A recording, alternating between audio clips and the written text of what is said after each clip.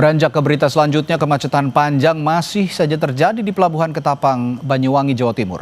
Ratusan truk logistik mengular hingga 10 km. Sejumlah sopir harus bertahan di dalam kabin selama berhari-hari. Penumpukan menuju Pelabuhan Ketapang akibat area parkir dermaga Bulusan sudah penuh. Truk dengan tonase di atas 35 ton diwajibkan antre lebih lama sebelum diizinkan masuk ke dermaga penyeberangan.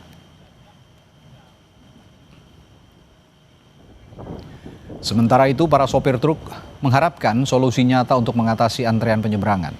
Penambahan armada menjadi harapan utama agar distribusi logistik antar pulau kembali normal dan roda ekonomi tidak tertahan di pelabuhan.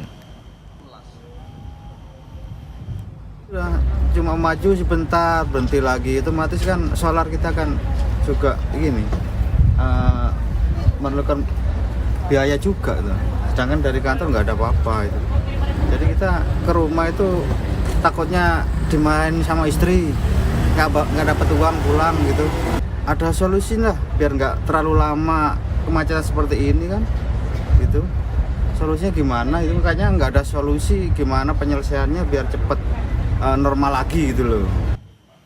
Informasi terkini dari kejadian kemacetan panjang di Pelabuhan Banyuwangi, kita tanyakan jurnalis Kompas TV Dwi Rendra di sana.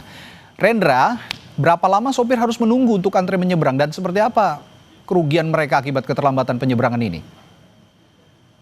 Ya, selamat malam Radhi dan pemirsa di rumah. Saat ini situasi di Pelabuhan Ketapang masih terpantau ramai hingga membuat antre panjang sopir truk besar.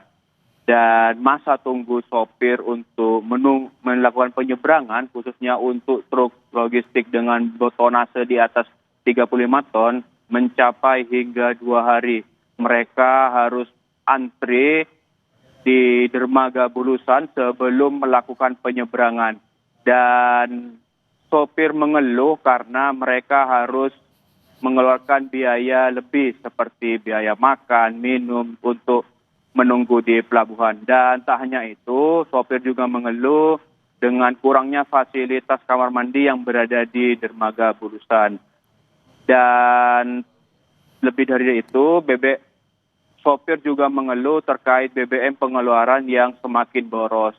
Dan untuk mengantisipasi kemacetan yang tidak begitu panjang, pihak kepolisian telah melakukan rekayasa lalu lintas.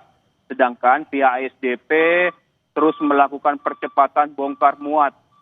Dan tak hanya itu, pihak ASDP juga menyiapkan sejumlah kapal yang diprogram untuk melakukan tiba, bongkar, dan berangkat. Itu tujuannya untuk mengangkut sejumlah truk yang masih tertahan di Pelabuhan Ketapang. Dan kemacetan ini terjadi karena ketidakseimbangan antara truk yang mengantri dengan kapal.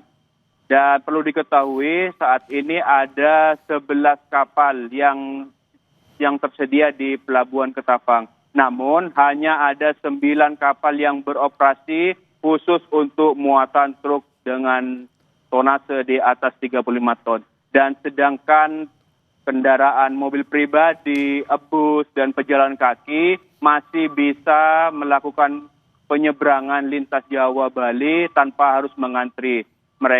Semua kendaraan itu akan masuk di dermaga MB yang berada di ASDP Pelabuhan Ketapang. Begitu. Ya, selain rekayasa lalu lintas, tentunya yang harus diperhatikan adalah keseharian dari para supir truk ini agar tidak terlantar juga. Saya melihat tadi di visual mereka juga terkatung-katung, juga kesulitan mencari makanan begitu ya, sehingga harus menginap di dalam truk. Semoga ada solusi yang cepat untuk mengurai kepadatan yang terjadi di Pelabuhan Ketapang di Banyuwangi, Jawa Timur. Terima kasih Dwi Rendra melaporkan dari Pelabuhan Ketapang. Terima kasih.